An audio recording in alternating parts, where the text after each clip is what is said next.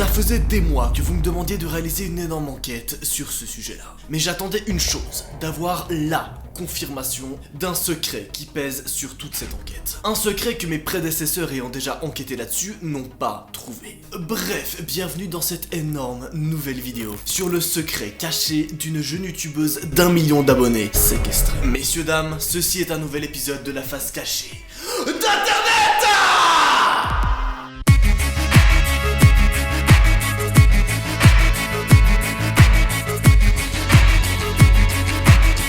Bonsoir, ça va ou quoi? Je suis beaucoup trop de bonne humeur pour enfin pouvoir vous raconter tous les événements sur cette enquête. Pourquoi je mets un... Je sais pas pourquoi je mets le petit capuchon comme ça me fait rire, Yes. Mais information très importante avant qu'on commence, cette enquête a été sourcée avant tout depuis la vidéo de Sadio Vanna. Je vous mets le lien de sa chaîne YouTube en description si jamais. Bref, revenons à notre vérité sur le secret caché de cette youtubeuse. Tout d'abord, il faut comprendre quelques éléments. Kate Yup, c'est une youtubeuse ASMR qui fait des dégustations avant tout. C'est-à-dire qu'elle est là comme ça avec son micro. Tu vois, c'est un peu... Moi ça m'agace, voilà, je lis... Mais au fur et à mesure que cette énorme youtubeuse d'1 million d'abonnés a commencé à poster des vidéos, on a remarqué des choses plutôt spéciales. Donc, après avoir analysé l'espace commentaire de ces vidéos et d'avoir maté ces vidéos à elle durant plusieurs heures, je vais pouvoir vous apporter des réponses que vous avez encore jamais entendues ailleurs. Mais commençons par le début, là où tout a commencé.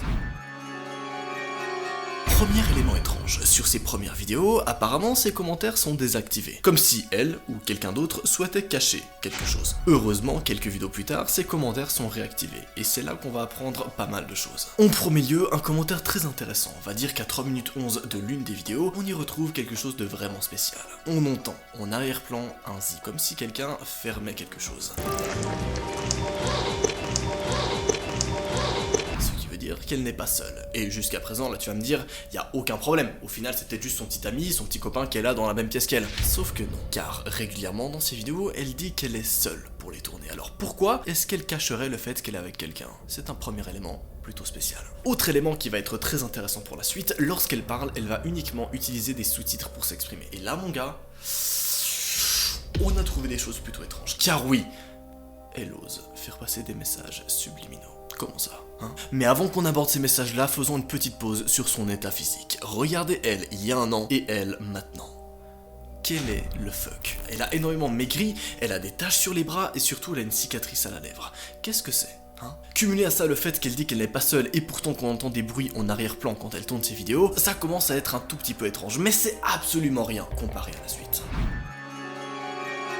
Car en effet, la suite de l'enquête va encore de plus en plus sombrer dans l'obscurité. Comme l'a découvert Sadio Vanna, on peut y trouver beaucoup de messages subliminaux dans les sous-titres de cette étrange youtubeuse. Tout d'abord, sous un premier sous-titre, il y a 3 lettres posées en majuscules. Ces 3 lettres-là font partie du mot So Delicious, et dans ce mot-là, il y a le S en majuscule, le O en majuscule, et le S de la fin en majuscule. Ce qui fait donc SOS, tu l'as compris. Mais ça, si t'es un petit curieux et que tu as déjà vu des vidéos à ce sujet-là, tu le savais déjà. Tout comme le fait que 2 vidéos plus tard, elle va faire une sorte de code en morse avec ses doigts. Non, t'inquiète mec, elle était juste en train d'essuyer la sauce qu'elle avait sur ses... Non! Tu arrêtes! Personne fait ça! Personne essuie la sauce comme ça avec son petit doigt, ce n'est pas possible! Et c'est à partir de ce moment-là que l'enquête va s'intensifier level 10 000. En effet, sur internet, tout le monde va s'affoler, tout le monde va se dire what the fuck, ok là, elle fait passer un message en code morse, elle met SOS et elle a des cicatrices, donc il y a vraiment un souci. Et en effet, ça va se confirmer par la suite. Mais qui est derrière tout ça? Vous allez l'apprendre. Voyant tout internet s'affoler, la personne détenant la chaîne YouTube, je sais pas si elle est youtubeuse ou non, va poster un commentaire dans l'onglet communauté, qui est le suivant. Elle explique que les marques et les cicatrices qu'elle a sur ses vidéos proviennent tout simplement du soleil. Genre que sur ses bras ce sont des marques de soleil, et que sur sa lèvre c'est simplement une espèce d'allergie. Donc rien de grave normalement. Sauf qu'il y a un truc à retenir ici.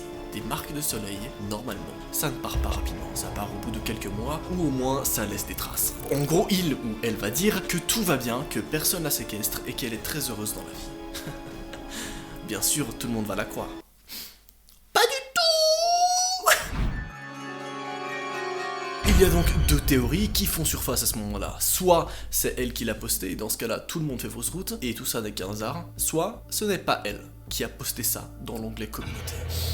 Et vous savez quelle théorie on a décidé d'explorer. Et comme par hasard, dans sa prochaine vidéo, les marques de soleil ont complètement disparu. Étrange, parce que normalement des marques comme ça ne part pas, ça ne disparaît pas, on est bien d'accord. Alors là vous allez me dire, bon, Noah, soit elle a mis du maquillage par-dessus, soit c'était pas des marques de soleil. Et dans les deux cas, c'est étrange, on est d'accord. Parce que si elle a mis du maquillage par-dessus, ça veut peut-être dire qu'elle veut cacher quelque chose, ou qu'elle veut taire des rumeurs. Mais d'un autre côté, si elle n'a pas mis de maquillage et qu'elles ont tout simplement disparu, c'est que c'était pas des marques de soleil. C'était peut-être des bleus, des cicatrices ou des choses qui peuvent partir en quelques jours. Bordel.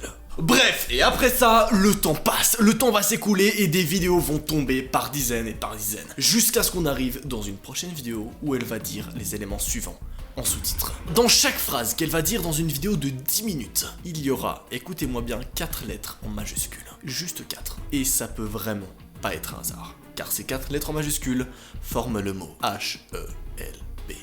Help. Donc, aidez-moi. Ça ne peut pas être une coïncidence, bordel. Mais expliquez-moi qui est caché là derrière. D'ailleurs, dans une autre vidéo en sous-titres, elle explique qu'il y a bel et bien quelqu'un qui la séquestre et qui la torture. Mais comment est-ce possible ? Sur son étrange chaîne YouTube, on peut y retrouver une vidéo où elle se casse une dent. Ou plutôt, où elle perd une dent. Pourquoi est-ce que je dis qu'elle se casse pas une dent? Car, en effet, après avoir perdu cette dent qu'elle va montrer à la caméra, eh bien, elle ne saigne pas.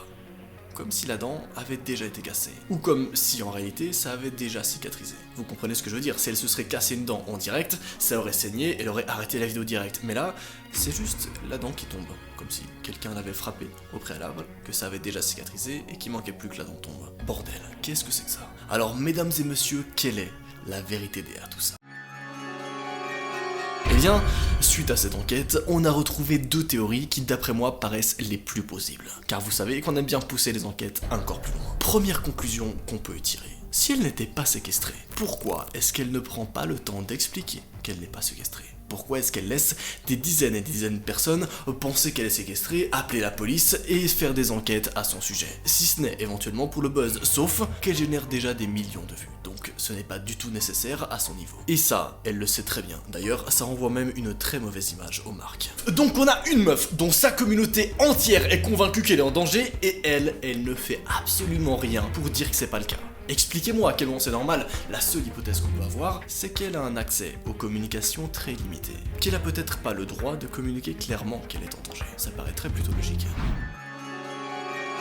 Mais tout ça, c'était avant qu'on arrive à cette seconde conclusion qui a tout bouleversé. Et j'adore tout bouleverser dans ces épisodes de la face cachée d'internet, vous le savez bien. En effet, il y a des éléments qui posent vraiment problème. Tout d'abord, admettons qu'elle est séquestrée. Pourquoi la personne qui la séquestre la laisse réaliser les montages? Expliquez-moi, à quel moment tu séquestres une personne et tu vas lui dire vas-y fais un montage comme ça, si tu veux passer un message subliminal tu peux. Non, personne fait ça. Surtout qu'on parle bien d'une personne qui a séquestré quelqu'un durant des années. Donc elle est censée avoir un QI incroyable pour ne pas s'être fait repérer à ce jour. Alors à aucun moment elle laisserait cette personne là réaliser les sous-titres de sa propre vidéo. Ça n'a aucun sens. D'ailleurs, une théorie qui pourrait aller à l'encontre de ça, c'est que peut-être que la personne qui la séquestre ne sait pas faire de montage. Mais cette théorie, encore une fois, est complètement bateau. En effet, une chaîne YouTube comme la sienne génère des milliers et des milliers de dollars par mois. Genre vraiment, vous vous rendez pas compte. Donc à aucun moment, elle n'a pas les capacités d'embaucher un monteur ou même de travailler avec un monteur. N'importe quel monteur sous contrat pourrait monter des vidéos dans ce style-là ASMR sans aucun souci. Je veux dire, mettez-vous à la place d'une personne qui séquestre des gens. Tu vas pas faire monter ta propre vidéo par la personne séquestrée. Ça n'a aucun sens. Tu auras beaucoup trop peur que la meuf va divulguer des messages subliminaux comme elle l'a fait. Alors, en conclusion, d'après moi, cette affaire est beaucoup trop grosse pour être réelle. Je pense sincèrement que derrière tout ça, il y a quand même une envie de générer un buzz, de générer du chiffre et surtout de générer des vues. Car il y a un élément que vous ne savez peut-être pas. Il est presque impossible pour une marque de faire des OP ou des placements de produits, des collaborations avec des gens qui font de la SMR. Alors c'est normal qu'elle en ait rien à foutre de son image envers les marques. C'est même plutôt logique en fait. Donc qu'est-ce que vous en pensez de tout ça? Dites-moi en commentaire, mettez toutes vos théories, c'était un plaisir. Je le répète, mais cette enquête est basée sur différents éléments de la vidéo de Sa Giovanna et également d'éléments de la vidéo d'Adam Rigolo, bien sûr. Ce fut un plaisir. Allez, salut!